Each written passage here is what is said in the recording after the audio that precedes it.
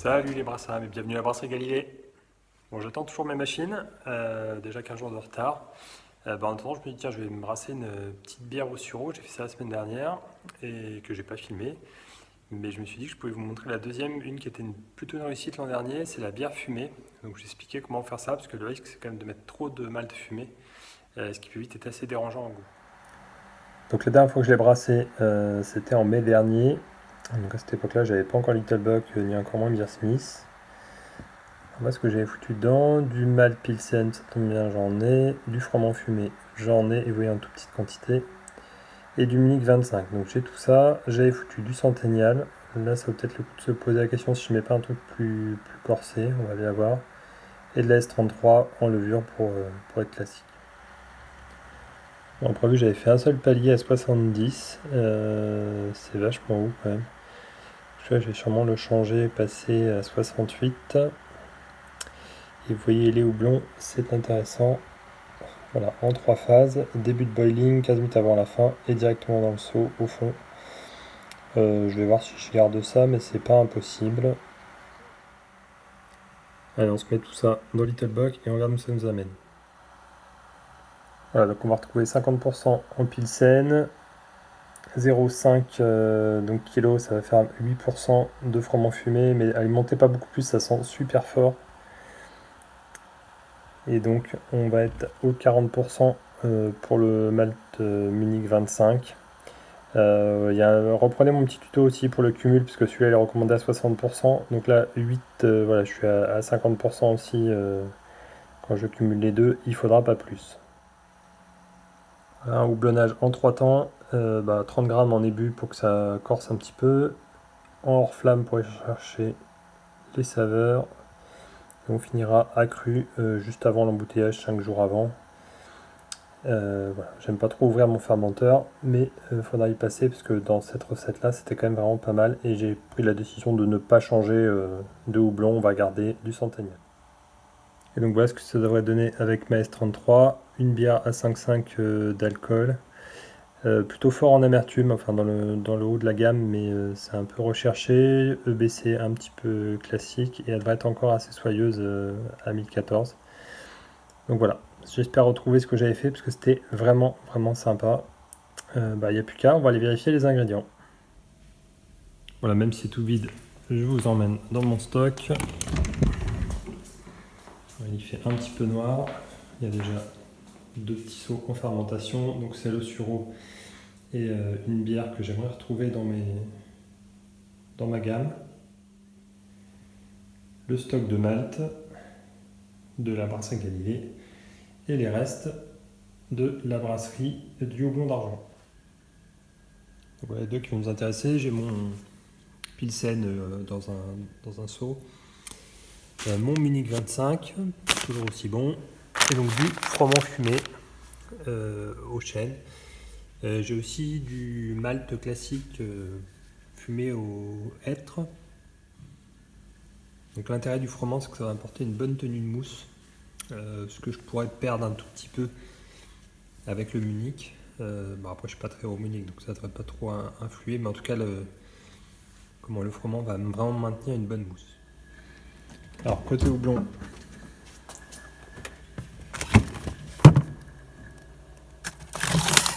voilà, et du Centennial à 9,9, c'est pas mal. Et qu'il me reste encore du stock de houblon maison, de bois gold et un petit peu de sureau. Ouais, pour les levures, on va bien sûr pas prendre un gros sachet. On va partir sur la S33 pour pas trop influencer les goûts. Il me restera un peu de K97 et un peu de S05. On verra ce qu'on fait avec ça. Bon, on a les ingrédients, la machine est prête. Il faudra que je mette de l'eau pour que ça déclore. Et donc là on est vendredi, je viendrai brasser ça lundi matin. J'ai mis l'eau à chauffer, on va pouvoir commencer par moudre ces kilos de grains. Voilà, qu'on n'hésite pas de régler la mouture, parce qu'on est sur du blé, pas forcément le même calibre que quand c'est de l'orge. Bon, comme d'hab, je commence à empâter 2 degrés au-dessus, parce que quand je vais mettre ma mouture, ça va refroidir un petit peu l'eau. Voilà, donc on a une belle mouture. Malgré qu'il y ait du blé, certains vont noter que je ne vais pas faire de palier protéinique. Pour une raison simple, c'est que déjà il n'y en a pas beaucoup, il n'y a que 500 grammes. Et du coup ça risque de faire plus de mal que de bien.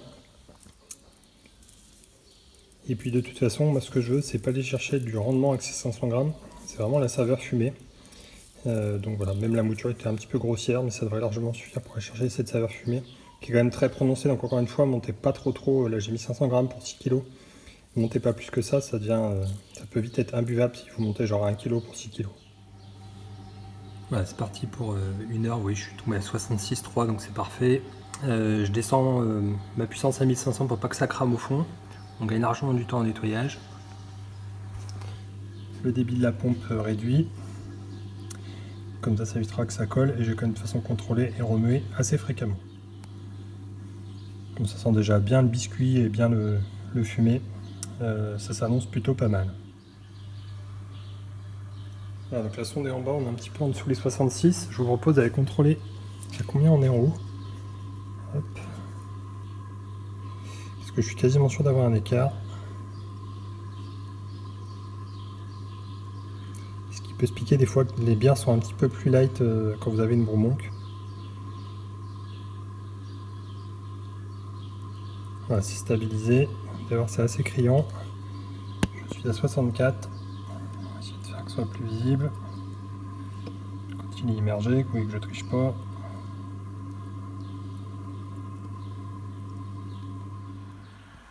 Une fois que vous maîtrisez votre mouture, pour plus que ça crame, vous attaquez aux températures. Et là, vous voyez du coup cet écart de température. Bon, on va voir le côté positif, c'est qu'en fait, je suis en train de faire 2 paliers à la fois. On va dire 64 en haut, 66 en bas. Ça vaut ce que ça vaut, mais tenez-en compte dans votre recette. Je me suis fait avoir sur des bières qui étaient beaucoup trop sèches. Parce que j'ai cherché du 64-65. Et en fait, je devais tomber à 62. Voilà, donc faites gaffe avec la Broumonk, c'est un petit peu son défaut. Mais je pense que c'est le défaut de toutes les grandes cuves comme ça.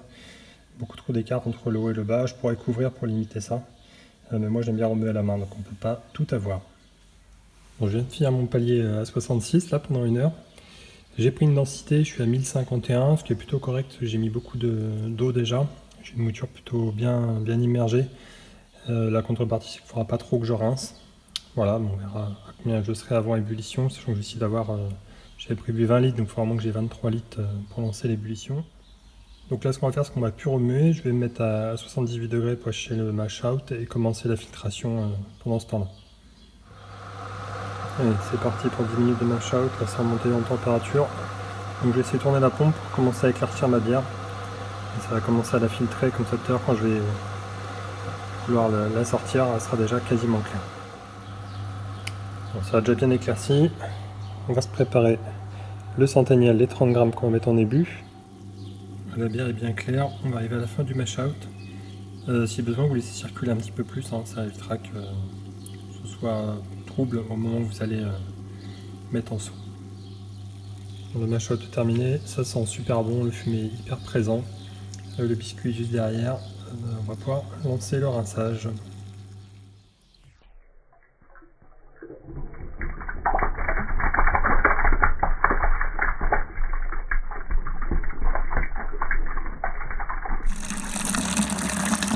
Ouais, une belle couleur orangée apportée par le Munich. On est pas mal du tout. Bon, j'ai un bon volume là. Vu que j'avais plus de ce gradus, je sais pas trop combien je suis. Donc on verra quand je serai dans la gamelle, je vais remettre. Là ça finit de filtrer tranquillement. Voilà, vu que je sais que je perds 4% par heure, je vais pouvoir me faire le petit calcul pour voir à combien je vais arriver. J'aimerais bien avoir 20 litres, ce que j'avais prévu, sinon je vais avoir une densité un petit peu trop faible et ce serait dommage. Il reste un petit peu de vase, je vais l'enlever, bien frotter la gamelle pour pas que ça crame. Ce serait dommage, après c'est galère à nettoyer. Alors, ça prend 5 minutes, mais ça va vous gagner du temps sur le nettoyage d'après. On a bien 23 litres à bouillir, donc je vais sûrement perdre encore un petit peu quand je vais faire mon whirlpool tout à l'heure. Vu que je fais un whirlpool, je vais pouvoir balancer mes 30 grammes de houblon amérisant directement dans la cuve, pas besoin de chaussettes. Et je repasserai après 1 heure, mais je pense que je serai pas très loin du volume attendu. À savoir à peu près un peu plus de 21 litres, et je vais perdre 1 litre debout après le whirlpool. Donc je devrais avoir mes 20 litres.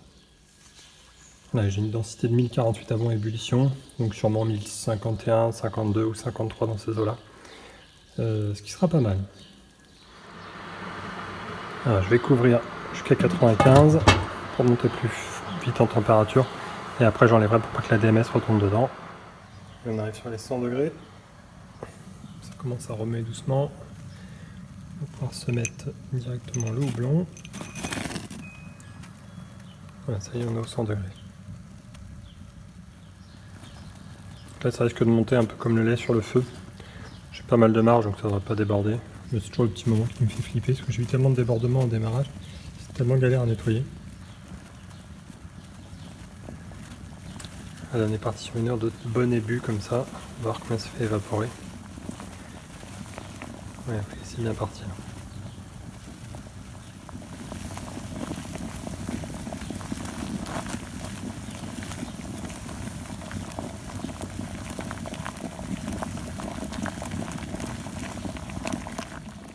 On s'approche doucement de la fin début. J'ai mis mon serpentin à désinfecter comme d'habitude.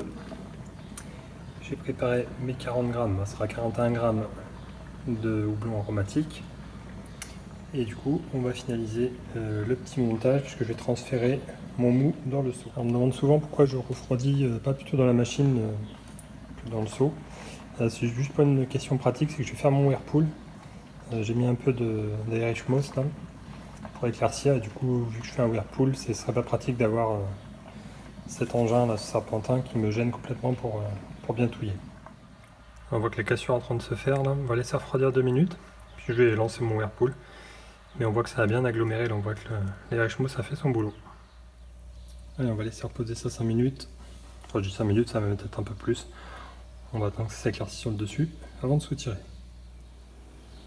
Voilà, donc 30 grammes en amérisant, 40 grammes qui sont dans le seau là, qui attendent juste à être trempés après le whirlpool. Et on attend le refroidissement. Et donc il va me rester 30 grammes que je mettrai en dry hopping 5 jours avant l'embouteillage. Bon, j'ai encore une ébue un peu plus vigoureuse que prévu. Je tombe en dessous les 20 litres là. Voilà, il faudra que je regarde parce que ça me fait plus de 4% ça. Du coup, en densité, je suis plus élevé aussi. Je suis à 1057 voire 1058. Tant mieux, ça ferait une bière un peu plus costaud, un peu plus dense, mais j'aurai un petit peu moins de volume. Ce qui n'est pas très grave, ça devrait être plutôt sympa. Par contre, j'ai goûté, c'est bien amer. Ça va faire une bière bien corsée comme j'aime. Voilà, je suis à 84 degrés. On va pouvoir faire le transfert, ça a bien éclairci. Il doit y avoir du monde au fond, on verra bien si le whirlpool a bien fait son boulot. Allez, c'est parti.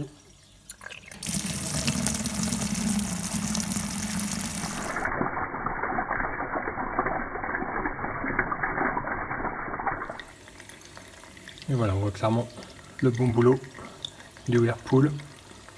Je récupère ce qui est autour en penchant un petit peu, mais pas la vase qui est au milieu. Donc autant vous dire que la bière est déjà assez claire. J'ai profité de l'eau pour bien nettoyer la gamelle, vous voyez c'est quand même pas mal. On voit que ça a cramé dans le temps, mais maintenant ça me prend 5 minutes à nettoyer, c'est quand même beaucoup mieux. Je vais aller prendre une dernière température et puis on va pouvoir ensemencer. Allez, on va la veiller doucement. Je viens juste de passer les 30 degrés. Donc ce que je fais, c'est que je vais laisser un petit peu en surface là, une dizaine de minutes, donc elle respire. Et après on viendra fermer. Et bien voilà, on va pouvoir fermer le fermenteur. J'espère que ça vous a plu. Je vais vous mettre 2-3 photos de ce que ça avait donné l'an dernier. Alors avec les photos, vous n'aurez pas le goût. Encore une fois, on fait attention sur la quantité parce que moi j'ai mis 500 grammes pour 6 kg et ce sera largement suffisant. Allez, bon brassage à tous.